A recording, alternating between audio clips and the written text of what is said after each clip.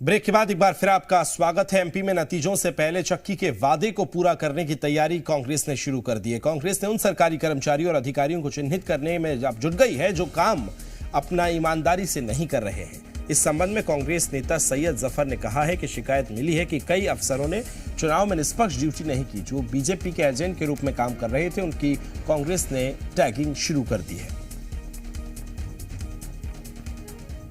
मध्य प्रदेश में कई अधिकारी और अफसरों ने अपने जेब में भारतीय जनता पार्टी का बैच रखकर इस चुनाव में काम किया। ऐसे कई प्रत्याशी और कांग्रेस के वरिष्ठ नेताओं ने शिकायत पहुंचाई, जो कि कई गंभीर ऐसी शिकायतें हैं जो कि ये दर्शाती हैं कि भारतीय जनता पार्टी के एजेंट के रूप में इन अफसरों ने काम किया है। कमलनाथ जी ने पत्र लिखकर सभी प्रत्याशियों से ऐसे अफसरों की सूची तैयार करने के लिए कहा है और 30 नवंबर तक इन सूचियों को प्रदेश कांग्रेस कार्यालय भेजने के लिए कहा है। तो बता दें कि कांग्रेस जो है अब लगातार कह रही है कि ऐसे कर्मचारी या अधिकारी जिन्होंने चुनाव प्रक्रिया में लापरवाही बरती है, बीजेपी के एजेंट के रूप में काम किया है, उन पर अब वो तमाम जांच वो बैठवाएंगे। इसके लिए उन्होंने अलग अलग कांग्रेस के कार्यकर्ताओं से कहा है कि चुनाव में निष्पक्ष जिन्होंने ड्यूटी नहीं की है उनके नाम भेजें, साथ ही एक तारीख भी तय की है और इसके बाद सरकार में आते ही कार्रवाई इन पर की जाएगी। कांग्रेस सरकारी कर्मियों की सूची बना रही है। चुनाव में निष्पक्ष ड्यूटी नहीं करने वालों की टैगिंग जो है कांग्रेस ने अब शुरू कर दी है। सरकारी कर्मियों पर आरोप लगाए हैं कि उन्होंने बीजेपी के एजेंट के रूप में काम किया है।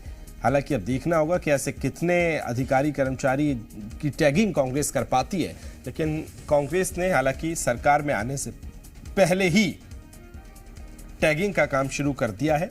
अब देखना तो यह भी होगा कि क्या कांग्रेस मौजूदा सरकार को इन शिकायतों को भेजेगी या आगे जो सरकार बनेगी उसको भेजेगी। कई सवाल है, लेकिन कांग्रेस ने फिलहाल सरकारी कर्मचारियों पर आरोप लगाया और टैगिंग उनकी शुरू कर दी है। खबर को विस्तार देंगे जी मीडिया संवाददाता प्रमोद शर्मा मेरे साथ जुड़ गए। प्रमोद, ये कर्मचारियों की, अधिकारियों की जो टैगिंग करने का काम शुरू कांग्रेस ने किया है, क्या इसके पीछे मंशा है? विस्तार दीजिए खबर को। देखिए, आपको याद होगा जब मध्य प्रदेश में चुनाव प्रचार चल रहा था तो मंच से कमलनाथ कह रहे थे कि 3-4 दिन का वक्त बचा है, फिर इसके बाद कमलनाथ की चक्की चलेगी और चक्की बहुत बारीक पीसती है।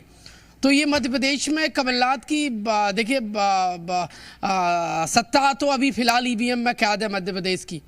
किसकी सत्ता आने वाली है 3 दिसंबर को नतीजे बताएंगे, लेकिन उससे ठीक पहले ये माना जा रहा है कि जो मंच से बड़े बड़े बयान बोले गए थे तो अब वो मनोवैज्ञानिक तरीके से देखिए एक जो वादे को पूरे करने की शुरुआत मानी जा रही है और पूरे मध्य प्रदेश के 230 कांग्रेस पार्टी के जो प्रत्याशी उनको पत्र लिखा गया है और उनसे जानकारी मांगी गई है। सूची उन कर्मचारियों और अधिकारियों की जो कांग्रेस पार्टी को शिकायत मिली थी और कांग्रेस पार्टी को लगता है कि उन्होंने निष्पक्ष काम नहीं किया, बीजेपी के लिए काम किया।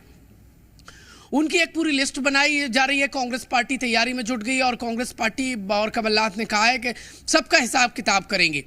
हालांकि हिसाब किताब करने का उन्हें मौका मिलता है या नहीं मिलता है ये तो नतीजे बताएंगे, लेकिन वो उस रोड जो उन्होंने वादा किया था उस वादे पर आगे बढ़ते नजर आ रहे हैं।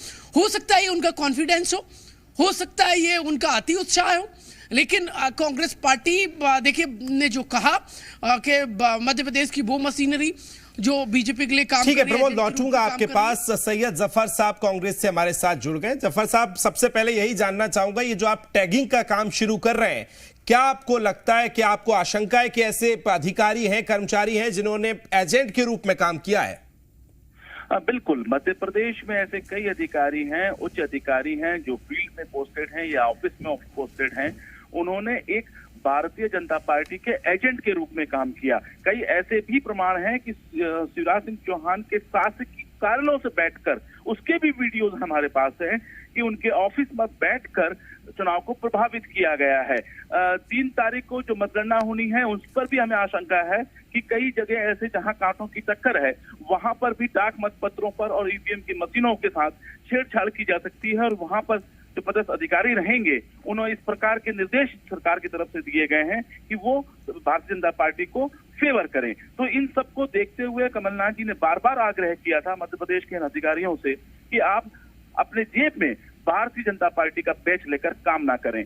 सरकारी जो होती हैं, सरकार के जो नुमाइंदे होते हैं, वो निष्पक्षता के साथ काम करते हैं। और मैं धन्यवाद भी देना चाहता हूं मध्य प्रदेश के उन कर्मचारियों का जो त्रस्त होकर भारतीय जनता की पार्टी की नीतियों से बहुत नाराज थे। और कुछ ऐसे नाम सामने आए जफर साहब अभी तक?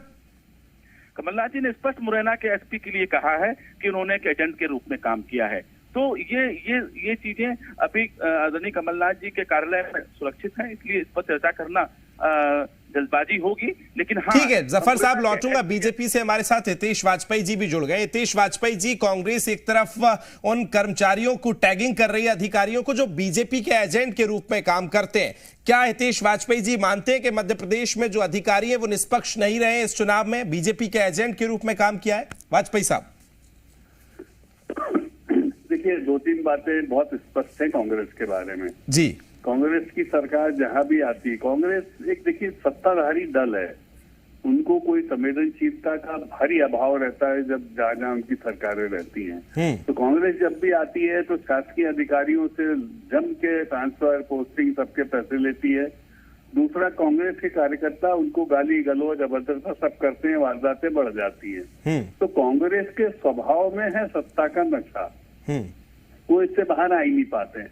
मेरी कुछ पुलिस वालों से बात हो रही थी, सीनियर ऑफिसर्स हैं, मेरे साथ के हैं, क्लासमेट्स हैं, वो इस बात से इतना घबराते हैं आज भी कि साहब हमारे यहाँ यदि एमएलए कांग्रेस का हो गया तो वो रोज एक तो गालियां देगा फोन के ऊपर और दूसरा महीने का वो मांगने के लिए खड़ा हो जाता है। तो ये स्थिति कांग्रेस के बारे में है ही।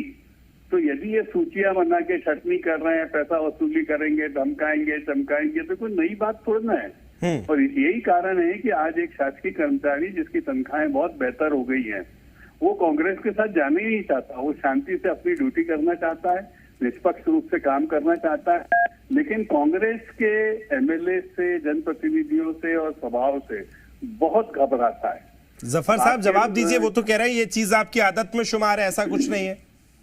3 तारीख को जब मध्य प्रदेश में डाक मत पत्र खुलेंगे और जो छोटा कर्मचारी है जिन्होंने भारतीय जनता पार्टी की नीतियों के खिलाफ पुरानी पेंशन के पक्ष में संविदा और छोटे कर्मचारियों ने जिस प्रकार से कांग्रेस को लाभ दिया जी, लाभ दिया, वो दिखेगा। एक बात। दूसरी बात, थानों में किस प्रकार भारतीय जनता पार्टी के गुंडे पुलिस कर्मचारियों के साथ मारपीट करते नजर आए हैं, ये जी न्यूज ने एक बार नहीं कई बार दिखाया है। और लगातार भारतीय जनता पार्टी के लोगों ने किस उचित स्तर पर ट्रांसफर किए हैं, ये सबके सामने है। और देखिए, सवाल आज एक फिर इस बात का है कि किस प्रकार से अधिकारी और कर्मचारियों ने भारतीय जनता पार्टी का झंडा लेकर या बैच जेब में रखकर काम किया है, कि उस पर चर्चा करने का विषय है। जी जफर साहब, ये भी मैं आप जानूंगा, एक तरफ आप कह रहे हैं कि सीएम के साथ जो अधिकारी थे उनके साथ बैठने का आप आरोप लगा रहे हैं, तो बैठना और गलतफहमी करना या इस तरह की जो लापरवाही है वो दोनों अलग चीजें हैं। अभी तक कुछ नाम सामने आए हो, हालांकि आपने एक नाम का जिक्र किया है, कुछ और नाम सामने आए हो तो प्लीज जिक्र करें। देखिए, मैंने फिर आपसे कहा कि शिवराज सिंह चौहान जी के कार्यालय से बैठकर अधिकारी कर्मचारियों ने बीजेपी के एजेंडे चलाए, वो प्रमाणित हमारे पास।